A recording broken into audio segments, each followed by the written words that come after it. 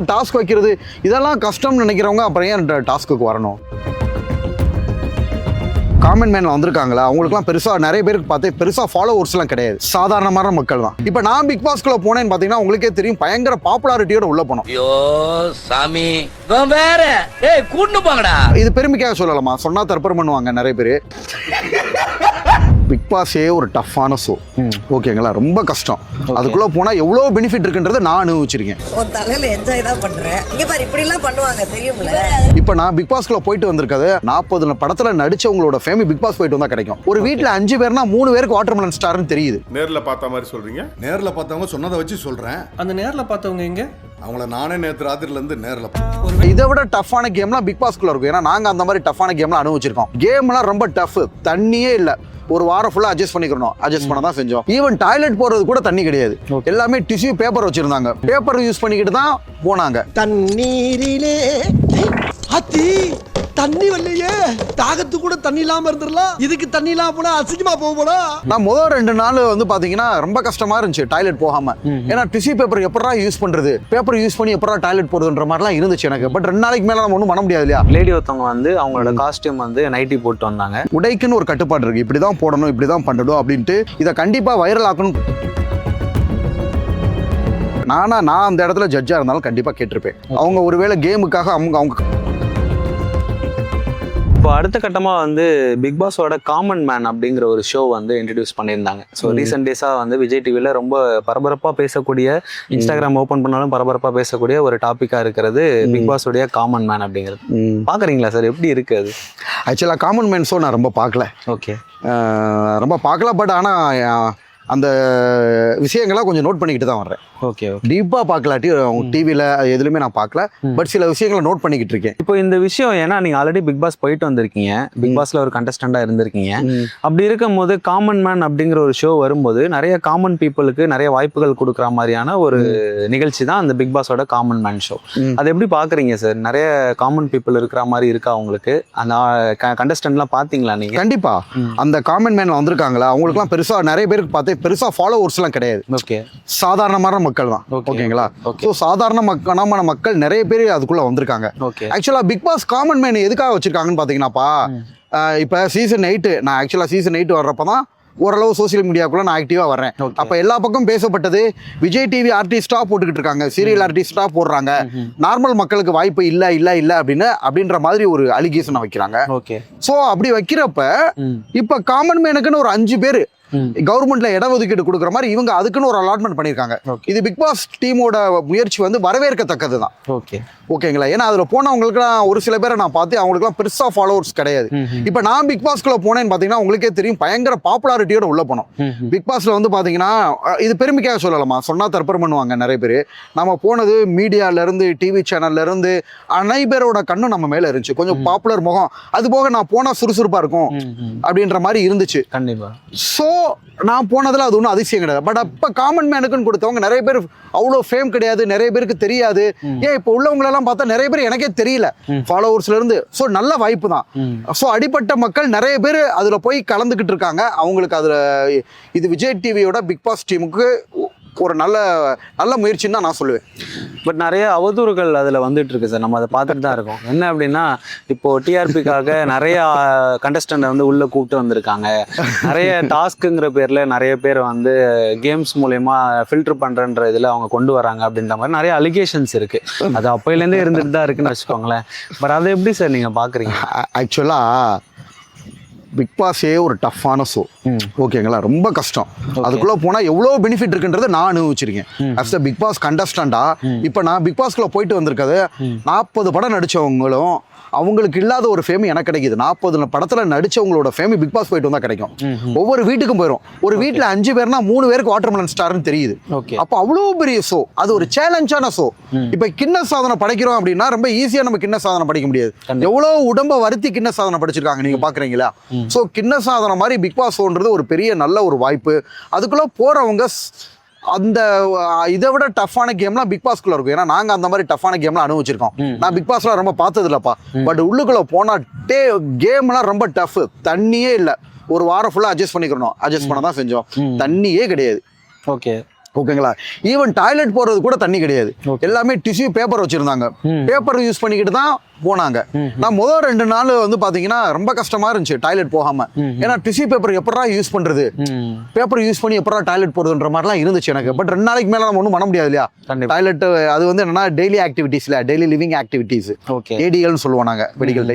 ஓகேங்களா, daily living activities பண்ணித்தானே ஆகணும். So அதெல்லாம் நாங்க தாங்கிக்கிட்டோம். சாப்பாடு இல்லாம இருந்திருக்கோம். சாப்பாடுனா அது ஒரு டாஸ்க்.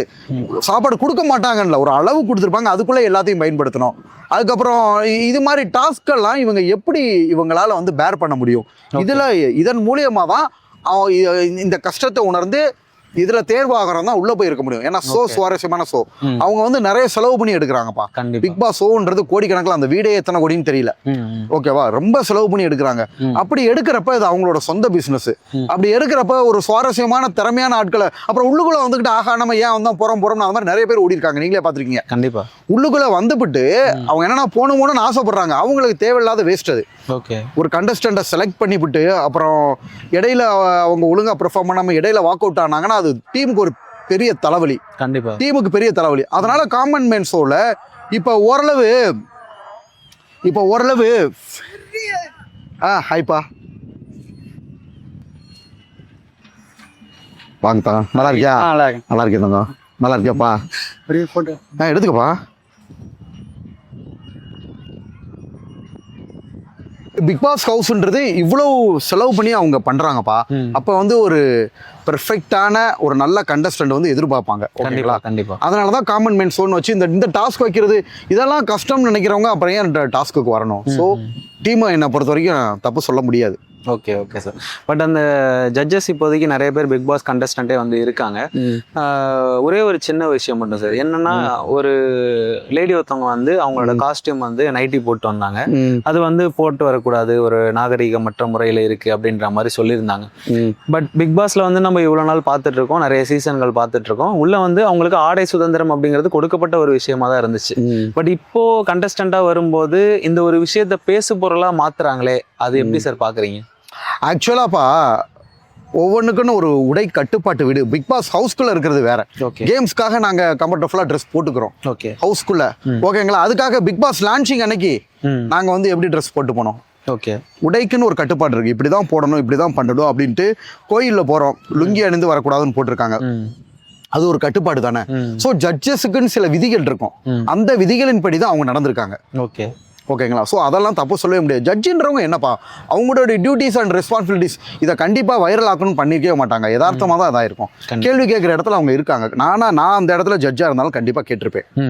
ஓகேங்களா, அதை வந்து தப்புன்னு சொல்ல முடியாது. பட் சுட்டி காட்ட வேண்டிய இடத்துல அவங்க இருக்காங்க.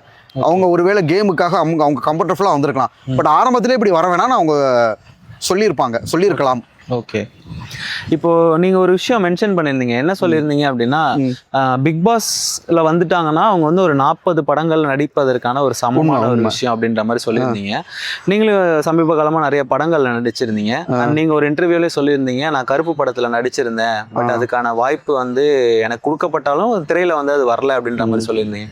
அது எதனால சார்? அது ஆக்சுவலா என்னோட சீனை எந்த படத்துலையுமே ரிமூவ் பண்ண மாட்டாங்கப்பா. ஓகே, அவங்க எடுக்கிறதே வந்து நல்லா யூஸ் பண்ணிக்கிறது தான். ஏன்னா தியேட்டர் மொமெண்ட் பிளாஸ்ட். ஃபர்ஸ்ட் ஏஸ்னு ஒரு விஜய் சேதுபதி சார் படத்துல வந்தேன். யங்ஸ்டர்ஸோட விசில் சவுண்டு பறந்துச்சு. நீங்களே பார்த்துருப்பீங்க. இப்போ நம்ம இன்டர்வியூ எடுக்கிறப்ப எத்தனை யங்ஸ்டர்ஸ் ஓடியாராங்கன்னு. எல்லாமே ஒரிஜினல் ஃபேன்ஸு. ஓகேங்களா, ஸோ தியேட்டர் மொமெண்ட் வந்து பயங்கரமா இருக்கும். அக்யூஸ்ட்னு ஒரு படம் நடிச்சேன், அதுலேயும் செம்ம கிளாப்ஸ். நான் நடிச்ச படம் தான் அந்த அக்யூஸ்ட் படத்துல அதிக வியூஸ், அதிக ஷேர் ஆயிருந்தது. சோசியல் மீடியாவில் சொல்ல வரேன், கிளிப்பிங்ஸ்ல டென்ட் கோட்டால நான் பார்த்தேன். ஸோ அப்படி யாருமே ஆக்சுவலாக என்னோடதை ரிமூவ் பண்ண மாட்டாங்க. ஆனால் அந்த படத்தில் வந்து பார்த்தீங்கன்னா ஏன் சீன் மட்டும் இல்லை, நிறைய பேரோட சீனை தூக்கியிருக்காங்கப்பா. ஆர்யா சார் நடிச்சிருக்காரு, அவர் சீனை தூக்கிட்டாங்க. யோகி பாபண்ணாவோட அப்பாயின்மெண்ட் கிடைக்கிறதே பெரிய பாடா இருக்கு. விஜய் சாரே ஒரு இதில் சொல்லியிருப்பார் இல்லையா, யோகி பாபு மறக்காம உங்க மேரேஜுக்கு கூட வந்துருங்க, தாலி கட்டுறது நீங்க தான் கட்டணும்னு சொல்லி கிண்டல் பண்ணிருப்பாரு. ஸோ யோகி பாபான்னா ஒரு பிஸியானவர், அவரோட சீன் எடுக்கப்பட்டிருக்கு. ஓகேங்களா, அப்புறம் நிறைய யூடியூபர்ஸ் தீபா சதீஷ் அவங்களோட சீன் எடுத்திருக்காங்க. அருண் அரவிந்த் அவங்க அந்த சார் 2 பேர் ட்வின்ஸ் இருக்காங்களா, அவங்களோட சீன் எடுத்திருக்காங்க. நிறைய பேரோட சீன் எடுத்திருக்காங்க. ஸோ அதுல நம்ம சீன் ஒரு சீனா போச்சு. பட் ஏன் சீன் பயங்கர ஐகானிக் சீன் வந்து தியேட்டர் மொமெண்ட் பயங்கரமா இருந்திருக்கும். அதுல கொஞ்ச நாளைக்கு முன்னாடி ஆர்ஜே பாலாஜி சார் ஒரு இன்டர்வியூல சொல்லியிருந்தாரு, இந்த சீன் வந்து எடுத்துடலாமான்னு பாக்குறேன். என்ன ரீசனா, இது சென்சி கிட்ஸ்க்கு யார் பண்ணாங்கன்னே தெரியல. அவரோட சீன் என்னோட சீன் சொல்லிட்டு வாட்டர்மெலன் ஸ்டாரோட சீன் நினைச்சிட்டு எல்லாருமே பியூரா பிலீவ் பண்ணிட்டாங்க.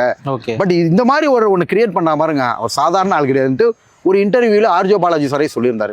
ஸோ அதனால எதுக்கு அவர் ஒரு பெரிய ஸ்டார், சூர்யா சார்ன்றது நாங்கள் குழந்தையா இருக்க வந்து படம் நடிக்கிறாருப்பா, ரொம்ப சீனியர். ஸோ ஒரு சின்ன பையனால அவங்களோட இது இமேஜ் ஸ்பாயில் ஆகுன்னு கிடையாது, என்ன நினைச்சாங்கன்னு தெரியல, டக்குன்னு தூக்கிட்டாங்க. ஓகே. அது சீன் ஏதாவது சொல்ல முடியுமா சார்? அதுக்கு ஏதாவது பாசிபிலிட்டிஸ் இருக்கா? அது சொல்லக்கூடாதுன்னு அக்ரிமெண்ட் போட்டிருக்காங்கப்பா. பட் நல்ல சீன் தான், வாட்டர்மெலன் சீன் மாதிரி தான். ஓ அப்படிங்களா? ஆனால் அது பெரிய ஒரு மொமெண்ட்டாக இருந்திருக்கும்ல. கரெக்ட்.